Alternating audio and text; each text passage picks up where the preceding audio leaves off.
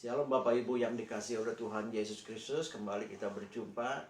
Kiranya kita semakin hari semakin bertambah mengenal Tuhan Yesus dengan benar dan kerohanian kita pada saat kesempatan indah ini.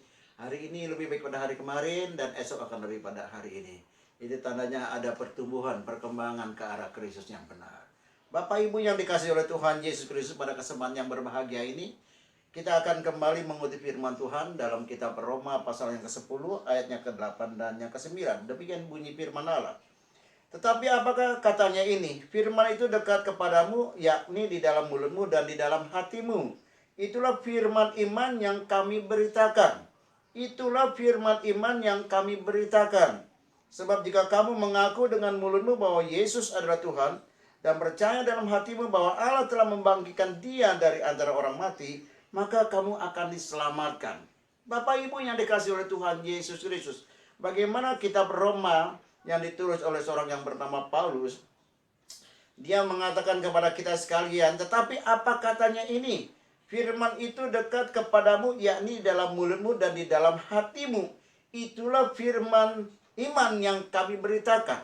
Itulah firman iman yang kami beritakan.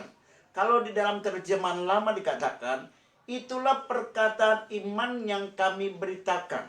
Itulah perkataan iman yang kami beritakan.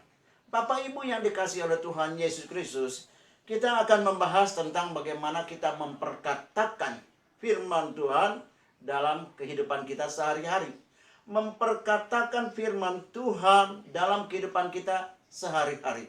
Bapak Ibu, dalam hari-hari terakhir ini, banyak pengajaran-pengajaran yang coba mengungkapkan, baik dalam seminar ataupun di atas mimbar, yang mengatakan bahwa kita harus mengatakan kata-kata positif, perkataan yang positif. Nah, Bapak Ibu yang dikasihi oleh Tuhan, terkesan bagi saya inilah sesuatu yang katakanlah sama saja dengan memperkatakan firman Tuhan.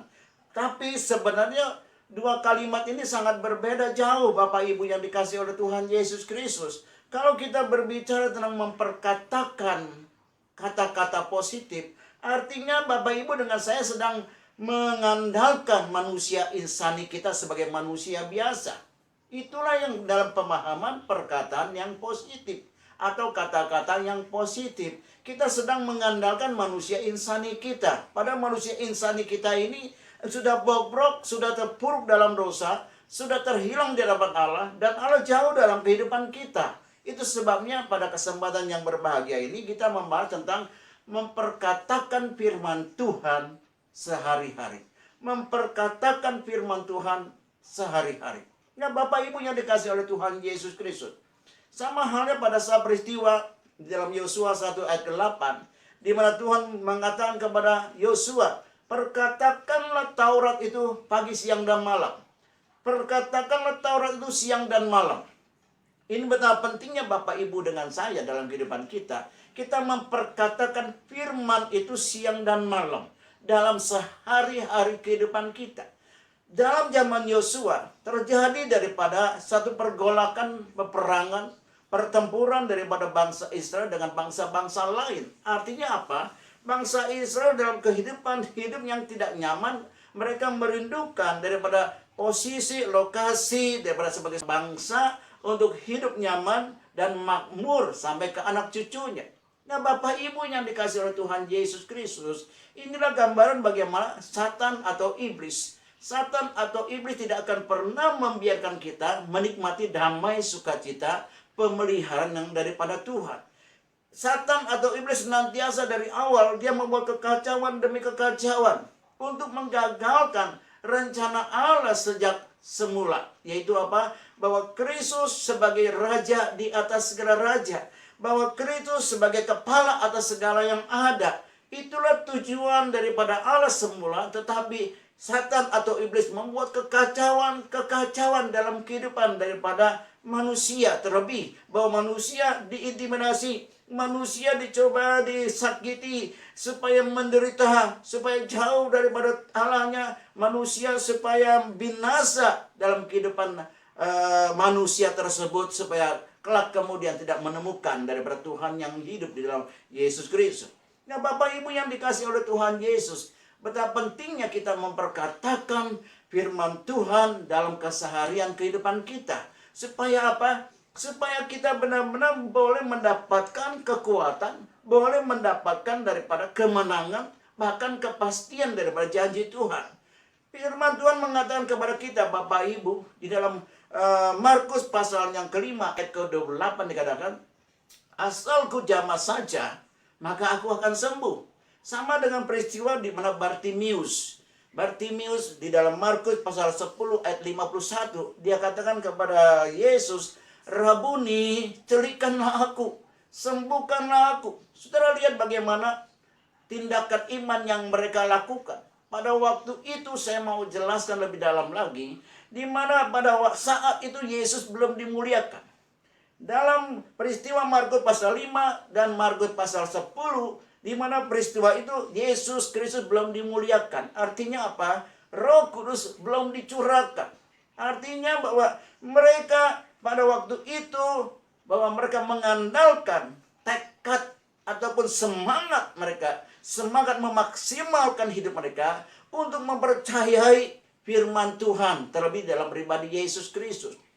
Bapak Ibu yang dikasihi oleh Tuhan Yesus Kristus, Markus 5 dengan Markus 10 adalah sama-sama mereka mengandalkan daripada tekad dalam hidup mereka untuk menemukan, untuk mendapat kasih sayang daripada Tuhan dan mendapat pertolongan yang daripada Tuhan. Dalam hal inilah Yesus Kristus Tuhan. Nah, Bapak Ibu yang dikasihi oleh Tuhan Yesus Kristus, dalam kehidupan kita setelah peristiwa Yesus dimuliakan dan dia mencurahkan rohnya dalam kehidupan kita, kita memiliki iman seperti daripada mereka. Namun kualitas iman kita lebih daripada wanita yang sakit pendarahan 12 tahun ataupun daripada seorang yang bernama Bartimius. Di dalam 2 Korintus pasal yang keempat ayat ke-13, demikian firman Tuhan. Dikatakan di sana 2 Korintus 4 ayat 13. Namun karena kami memiliki roh iman yang sama, seperti ada tertulis, aku percaya sebab aku berkata-kata, maka kami juga percaya dan sebab itu kami juga berkata-kata. Saya ulangi.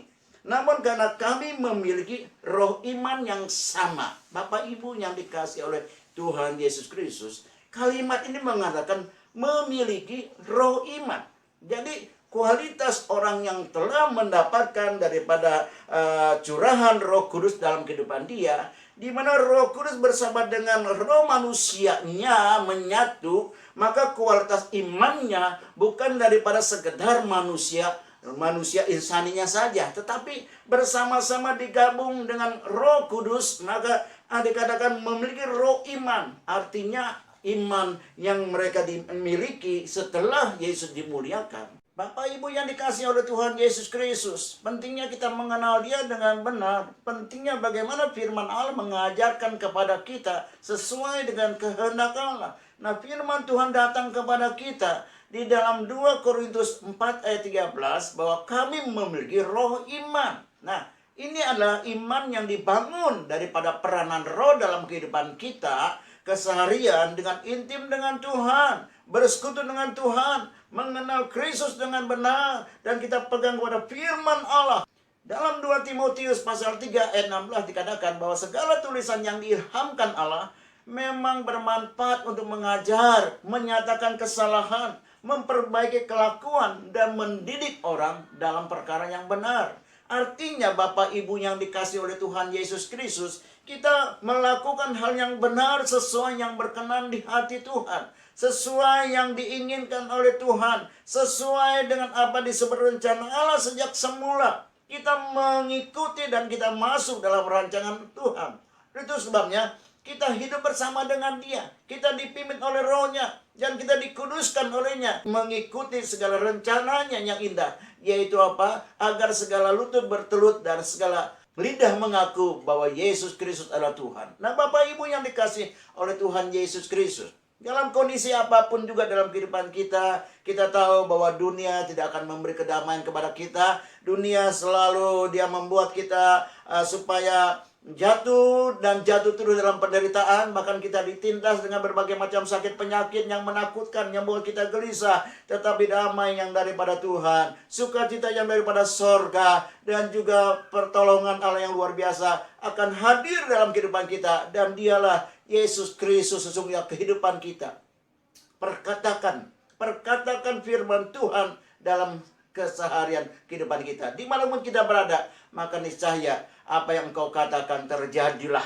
Terjadilah apa yang kita inginkan. Sebab Allah melihat hati kita. Biarlah hidup kita selalu diliputi oleh rohnya. Dan kita memiliki roh iman yang berkualitas. Lebih daripada mengandalkan tekad atau memaksimal kehidupan manusia insani kita. Tetapi kita percaya bahwa roh membantu kita. Roh juga menuntun kita. Roh membangun kehidupan kita untuk lebih dekat lagi bersekutu dengan Tuhan. Dan kita memiliki roh iman yang mungkin berkualitas lebih daripada iman yang biasa-biasa saja. Bapak Ibu yang dikasihi oleh Tuhan Yesus Kristus, kehidupan kita masih ada di dalam dunia.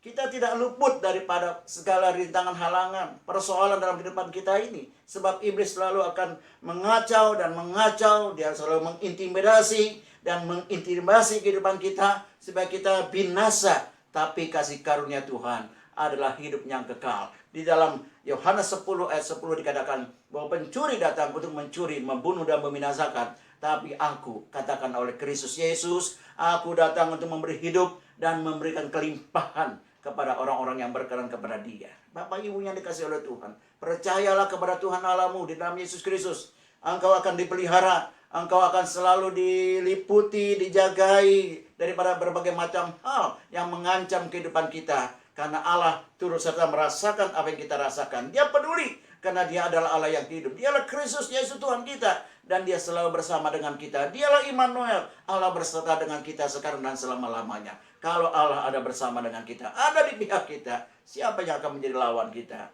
Hiduplah dalam roh iman di hadapan Tuhan. Maka kita akan melihat dan menikmati segala anugerah kebaikan Allah. Dan menikmati pada sukacita yang daripada sorga sekarang dan selama-lamanya. Nama Tuhan yang dimuliakan. Yesus Kristus adalah Tuhan dan Raja kita sekarang dan selama-lamanya. Terpujilah namanya. Haleluya, haleluya, haleluya. Amin.